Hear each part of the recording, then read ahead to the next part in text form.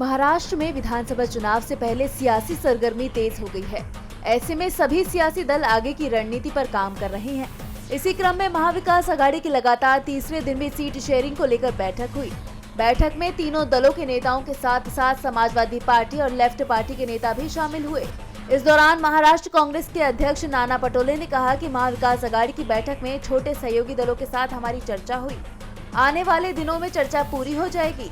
महाविकास आघाड़ी में 90% सीटों पर सहमति बन गई है। दशहरा से पहले राज्य की कुछ सीटों पर घोषणा कर दी जाएगी। उन्होंने आगे कहा कि कांग्रेस लापता लेडीज अभियान शुरू करेगी। हमारी जानकारी के अनुसार महाराष्ट्र में 64,000 महिलाएं लापता हैं। ये उद्योगपतियों की सरकार है, आम जनता के लिए नहीं, उद्योगपतियों के लिए काम करती है। वहीं समाजवादी पार्टी के नेता अबू आजमी ने कहा कि हमें कितनी भी सीटें मिले ये परवाह नहीं, बस बीजेपी सत्ता में नहीं आनी चाहिए।